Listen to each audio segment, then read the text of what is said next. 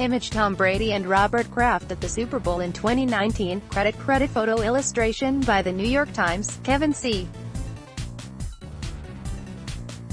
Cox, Getty. ImageTom Brady and Robert Kraft at the Super Bowl in 2019, credit photo illustration by the New York Times, Kevin C.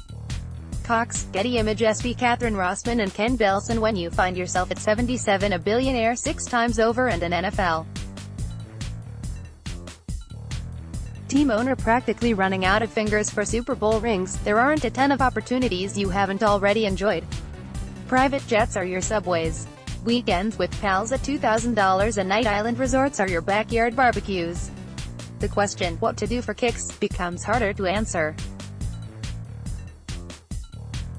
That may be why Robert K. Kraft, the owner of the New England Patriots, ended up on stage with Cardi B before Super Bowl 53 last month. Mr. Kraft was at the pre-game party hosted by Michael G. Rubin, the 46-year-old owner of Fanatics, the online sports merchandise company, and an owner of the Philadelphia 76ers.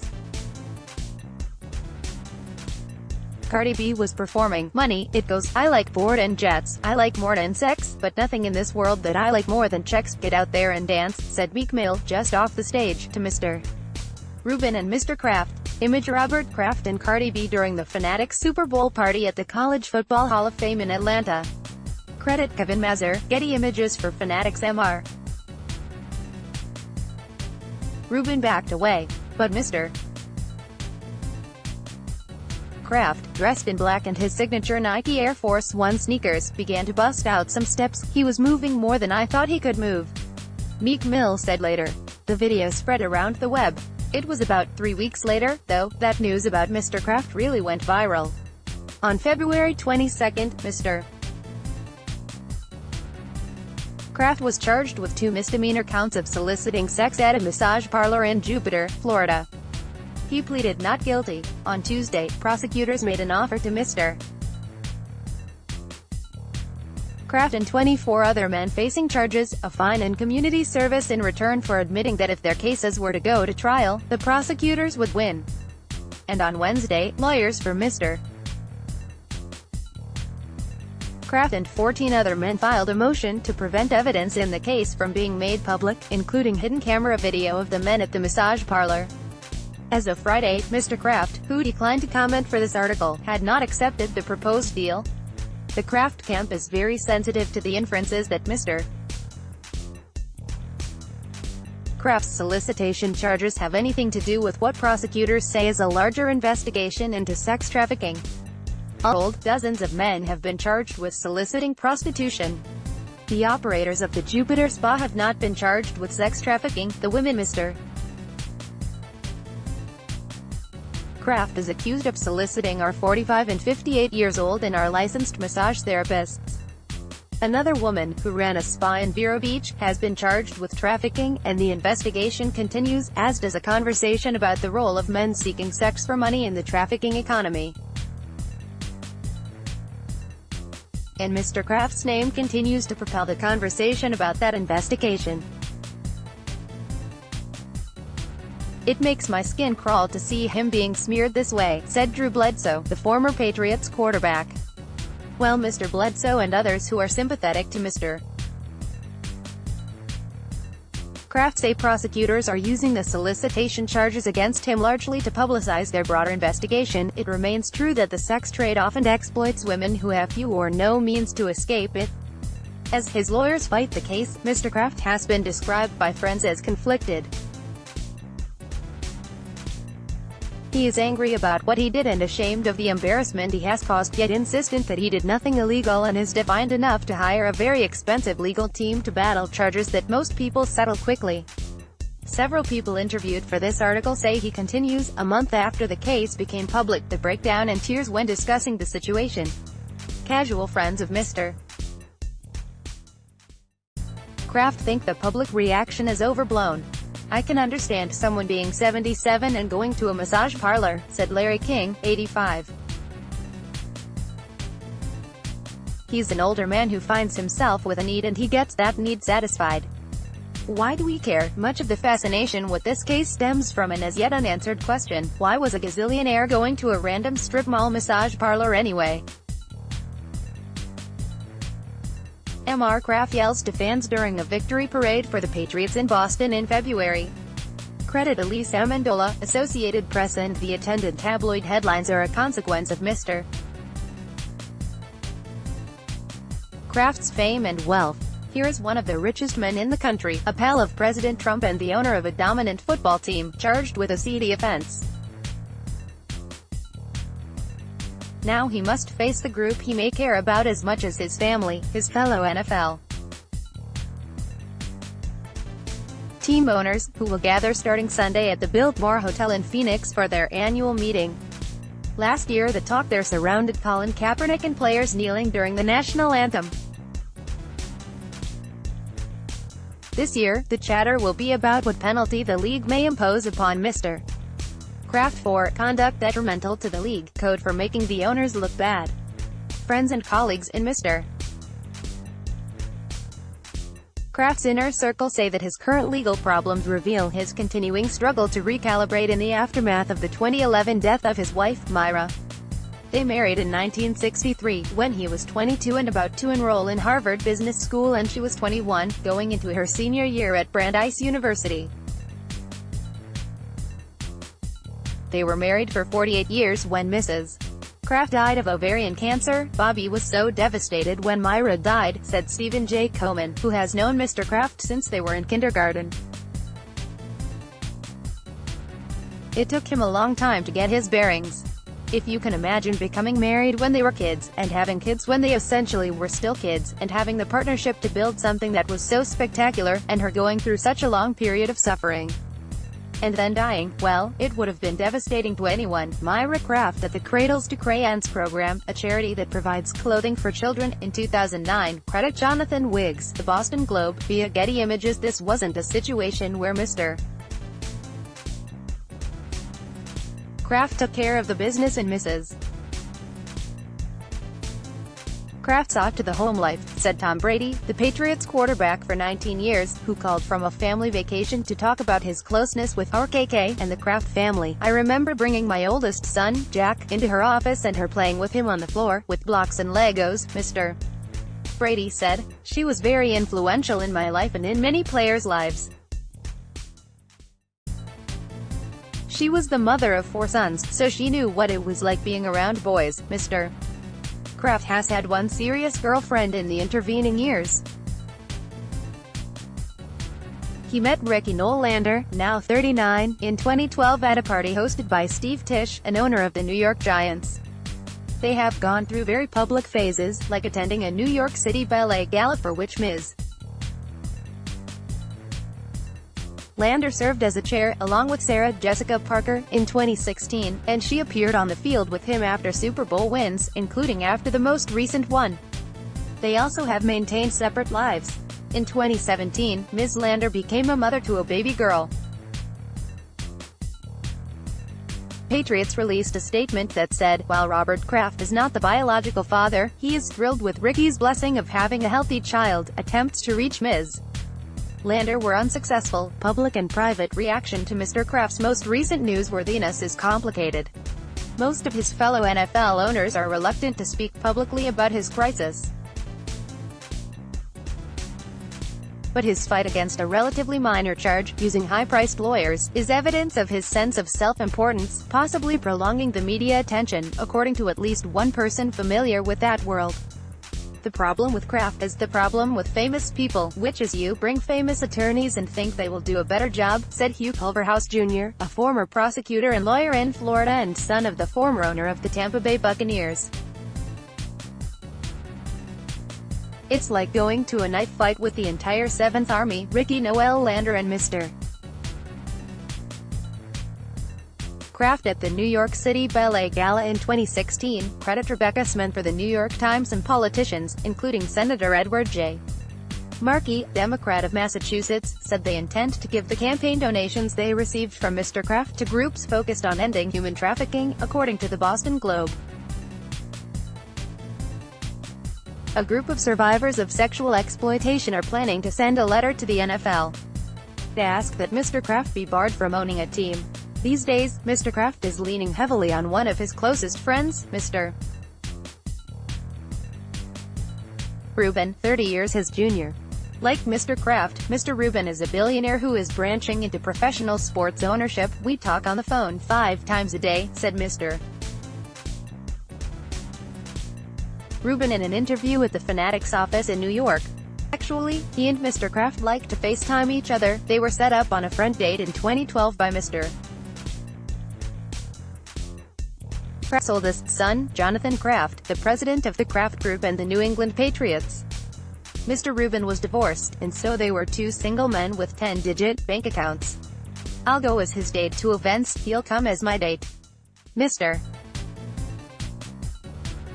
My girlfriend is jealous. She'll say, 'I wish you talked to me the way you talked to Robert,' in Charlotte, North Carolina, during last month's NBA All-Star Weekend. Mr. Rubin chatted with an NBA employee who revealed that he was a die-hard Patriots fan. "See, I FaceTime Robert," Mr. Rubin said. "He's got his shirt off, he's in bed. I say to the kid, 'Say hi to Robert,' and then I leave the phone." Mr. Rubin is trying to keep Mr. Kraft hip to pop culture, but some references get lost. In February, Mr. Rubin was at a 76ers game with the actress Emily Ratajkowski and her husband, Sebastian Vermeeklerd, a producer, and Josh Ostrovsky, the Instagram personality known as the Fat Jew. Mr. Rubin FaceTimed Mr. Kraft and introduced him to Mr. Ostrovsky. Mr. Kraft was perplexed. "What do you mean he's a fat Jew?" he said. Mr. Kraft and Meek Mill first bonded through Mr. Rubin during a guys' weekend in Miami to attend the 2017 Major League Baseball All-Star Game. "I am from the ghettos of America, and he is one of the most powerful billionaires," said Meek Mill of Mr. Kraft. "He is more down-to-earth and relatable than I expected him to be." After the Patriots won their 6th Super Bowl in February, Meek Mill gave Mr. Kraft his $200,000 diamond-encrusted necklace that spells out "Championships," the title of his recent album. Mr. Kraft wore it during the victory parade. "My chain is like my Super Bowl trophy for rising above poverty and overcoming the system," Meek Mill said. "I said to him, 'I wear this chain every day. It's my gift to you.'" Meek Mill said he had spoken to Mr. Kraft probably 30 times since the massage parlor scandal broke. In 2017, Meek Mill, now 31, was sentenced to 2 to 4 years in prison for violating his parole. Meek Mill pleaded not guilty to the initial incident, when he was 19, and said if he had done what he was accused of, he would be dead. "Everyone knows what happens to a black kid that points a gun at police officers," he said. Meek Mill's friends, including Mr. Kraft, talked to him frequently while he was in prison and were outraged by his situation. Mr. Kraft visited him in prison a year ago and spoke to the press about injustice afterward. The NFL's inner circle is dominated by billionaires who lean to the right. Despite his friendship with Mr. Trump, Mr. Kraft is considered one of the more liberal owners, backing an array of progressive causes and voting Democratic more often than not. From left, Michael Rubin, Mr. Kraft and Meek Mill. Credit Kevin Mazur, Getty Images for Fanatics. "He is one of the biggest faces in America, and this is a smart guy saying to the world, 'This is a good kid,'" Meek Mill said. "It was a big deal for me." After Meek Mill was released, Mr. Rubin asked Mr. Kraft to join his efforts to create an organization called Reform Alliance, to fight for changes to criminal justice practices. The 8 founders, including Jay-Z and Daniel Loeb, a billionaire investor, pledged a combined $50 million. Meek Mill sees echoes of his experiences in Mr. Kraft's current predicament. They aligned his name with a different set of charges that weren't tied to him at all, he said. "There are big differences, and Meek Mill has made sure Mr. Kraft appreciates them too. I said it to Robert the other day, someone as powerful as you have done so much good in the world and brung so much to America, you see what they did to you." Meek Mill said. I said to him, imagine someone that comes from poverty in the ghetto who doesn't have people to speak up for them on their behalf. It happens in my community every day, Mr. Kraft grew up in Brookline, Mass, loving sports, though joining teams was difficult because he couldn't play on the Sabbath. He liked the Boston Braves baseball team. He went to college at Columbia, on scholarship. As a senior, he went back to Boston for a football game and spotted Myra Hyatt in a delicatessen. He waited until her date went to the restroom and then introduced himself. He went to the library on the Brandeis campus the next day to look her up, and they married the following year. Myra finished college, and they had 4 sons, 3 work for the family business.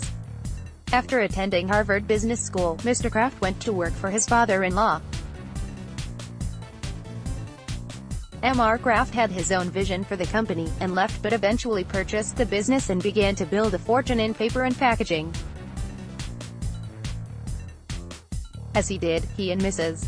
Kraft established themselves as a power couple in Boston's charity scene. The family has given away hundreds of millions of dollars, a Patriots spokesman said. Foundations backed by Mr. Kraft are known to make unexpected calls to small organizations in which Mr.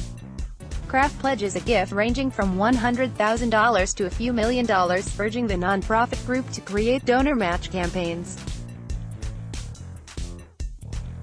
A few years ago, Lisa Goldblatt-Grace, a founder of My Life My Choice, received such a call from an executive at the Patriots Foundation.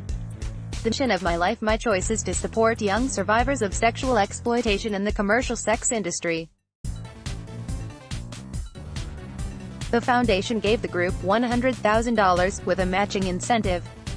The money allowed the group to hire another mentor, Ms. Grace said. We were heartbroken when we heard the news that Robert Kraft had been charged, Ms. Grace said.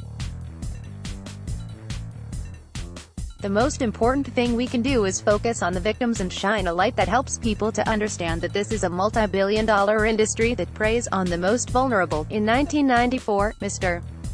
Kraft paid $172 million for the Patriots, at the time the largest sum paid for a professional sports franchise. Mr. Kraft and his son Jonathan flew back from the meeting to Boston, middle seats in coach on TWA, to tell Mrs. Kraft the deal was done. She was worried that the high price tag would make it difficult for the family to continue its philanthropy. Mr. Kraft promised her that owning an NFL team would give them an even larger platform to support their causes. The next night, Mrs. Kraft overheard her husband on the phone with the head coach, Bill Parcells. Mr. Parcells said he needed $10 million for a contract to sign a player. She was not happy. The summer house better be in my name, she told him. The investment turned out to be beyond sound. In 2000, Mr. Kraft lured Bill Belichick away from the Patriots' division rival New York Jets.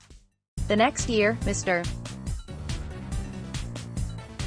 Brady became the team's starting quarterback, and the Patriots raced all the way to their first Super Bowl win. Tom Brady with Mr. Kraft at summer training back in 2006, credits Stephen Savoia, Associated Press. The Belichick-Brady tandem has shattered records ever since. Forbes estimates that the Patriots are the second most valuable NFL franchise, worth an estimated $3.8 billion. The team's success has also burnished Mr. Kraft's status inside the NFL, where owners can be hyper-competitive and jealous. By most accounts, Mr. Kraft has become the league's most influential owner, with seats on the powerful broadcasting, labor and finance committees. His contacts in media circles make him indispensable during negotiations with the television networks that provide the bulk of the league's income. One owner said that these multi-billion-dollar deals are typically negotiated by 3 people: the NFL Commissioner, Roger Goodell, Brian Rillap, the league's media chief, and Mr. Kraft. Now, amid what friends describe as Mr. Kraft's unyielding anguish over his travails and the uncertainties he is confronting in the legal system, the NFL, and the court of public opinion, Mr. Kraft's BFFs are rallying around him, and are eager to discuss the depth of their respect. Despite the solicitation charges, Mr. Trump has said he wants Mr. Kraft to attend a White House reception celebrating the Patriots' recent Super Bowl victory. Brady is also standing by his longtime friend. "I've been with the organization 19 years and I've been through a lot," Mr. Brady said. "He has been by me and supported me. That's hard to do these days. To have long-time relationships like we do is a challenge," Mr. Bledsoe, the former Patriots quarterback, said that even in the 18 years since he left the team, he still answers his mobile phone when the caller ID says blocked, in case it's Mr. Kraft, whom he calls RKK. RKK has achieved success on a scale that few people ever achieved and kept his soul intact all the way through, said Mr. Bledsoe, now a winemaker in Walla Walla, Wash. On a golf outing a few years ago, Mr. Bledsoe asked Mr. Kraft to tell him the one thing that matters most in building a successful organization. "There is no one thing," Mr. Bledsoe said. He said, "There are no small details." Kenny Chesney, the country music star, said, "Robert has become in many ways a very strong mentor in my life. He believes that music and sports bring people together like nothing else." 15 years ago, Mr. Chesney was dreaming of performing concerts in NFL stadiums, which hold 3 to 4 times more fans than other large arenas. Robert was the first NFL owner to take a chance on a guy from East Tennessee. Mr. Chesney said, "He has played Gillette Stadium, home of the Patriots, in Foxborough, Mass, 19 times, more than any other musical artist. He has lunch with Mr. Kraft in his office each time he plays there." Kenny Chesney left with Bill Belichick in 2017, credit John Tilmaki, the Boston Globe, via Getty Images. "He set me on a path and helped me see a blueprint for how to change the scale of my business and the scope of my touring life," Mr. Chesney said. Mr. Kraft has made only a few public appearances since he was charged, including at parties hosted by fellow billionaires Ron Perelman and Barry Diller on Oscar weekend in Los Angeles. Mr. Rubin called Mr. Kraft and urged him to come to Philadelphia for Meek Mill's first hometown solo concert since being released from prison last year. On March 15, Mr. Kraft hung out backstage while Meek Mill performed at the Met Philadelphia, a recently refurbished opera house. Mr. Kraft spent much of his time palling around with Meek Mill's son and his son's half-brother. Inevitably, the chatter between Mr. Kraft and the kids turned to football. So Mr.